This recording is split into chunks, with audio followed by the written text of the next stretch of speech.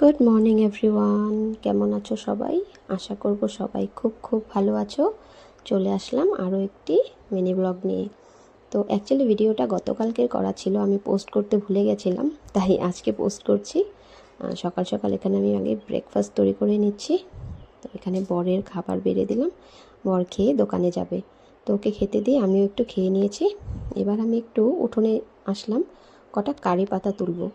মেয়ে বলছে আজকে কুরকুরে আলু ভাজা খাবে, যেহেতু গতকাল শুক্রবার ছিল আমাদের নিরামিষ। তো মেয়ে বলছে মা আজকে আমাকে একটু কুরকুরে আলু ভাজা করে দাও। তো আলু ভাজাটা আমি কারি পাতা দিয়েই করি। পাতাগুলোকে না একদম পরিষ্কার করে ধুয়ে নিতে হবে, কেননা কারি পাতায় না বাইরে গাছ থাকলে যা হয় আর কি, অনেক নোংরা থাকে। আর এখানে আমি আলুগুলোকে একদম একদম কুচি করে কেটে নুন জলে মেখে রেখে দিয়েছিলাম। তো খানিকক্ষণ বাদে কড়া করে চিপে একটু আলাদা করে রেখে দিলাম। আর এখানে বেগুনি করব, বেগুনটাকেও নুন দিয়ে মেখে রেখেছি। কড়াইতে দিয়ে দিলাম রিফাইন্ড অয়েল। এবার একটু একটু করে আলুগুলোকে দিয়ে ভেজে তুলে নেব। এখানে না আলুগুলোকে একটু ডিপ ফ্রাইড করতে হবে, না হলে কুরকুরে হবে না। আর একটু এভাবে ছাড়িয়ে ছাড়িয়ে দিতে হবে, না হলে দলা পাকিয়ে যাবে। তো হয়ে গেছে প্রায় ভাজা, এবার তুলে রাখবো। আর পুরো আলুটা আমি ভেজে নিয়েছি। আর এখানে এই যে কারি পাতাগুলো তেলে দিয়েছি, চিট করছিল।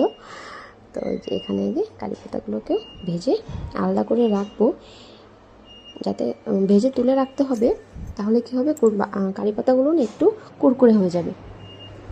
আর এখানে বেগুনির জন্য ব্যাটার বানিয়ে নিচ্ছি। গরম তেল আর একটু কালো জিরে দিয়েছি, এখানে নুন দিয়ে যে একটু ময়াম দিয়ে একটু সময় রেখে তারপর জল দিয়ে গুলিয়ে নিচ্ছি ভালো করে। আর এই যে কারি পাতাগুলো কুরকুরে হয়ে গেছে, এবার ভেঙে ভেঙে আলুর ওপর দিয়ে দেব। এই ভাজাটা মেয়ের বাবা দুজনেই খেতে খুব ভালোবাসে। এই যে রেখে দিলাম। এগুলোকে কিন্তু তৈরি করে একটু এয়ার টাইট কন্টেনারে রেখে দিতে হবে, কেননা আমাদের খাওয়া দাওয়া একটু পরে হবে। তোমরাও রেখে দিতে পারো। আর যদি সঙ্গে সঙ্গে খেয়ে নাও তাহলে কোনো ব্যাপার না, নাহলে কি হবে, নরম হয়ে যাবে আলুগুলো। আর এখানে যে নুন জল থেকে তুলে বেগুনি করে নিচ্ছি।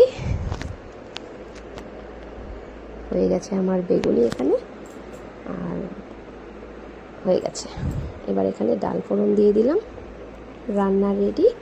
এবার খাওয়া দাওয়া করে আমরা চলে যাচ্ছি কোথায় বলো তো, মেয়ের নাচের ক্লাসে। আজকে ফ্রাইডে ওর ক্লাস থাকে। তো রাস্তায় দেখো কি সুন্দর ধান ক্ষেত, আর এই যে ক্লাস চলছে, আমাদের টিচার নাচ করাচ্ছেন।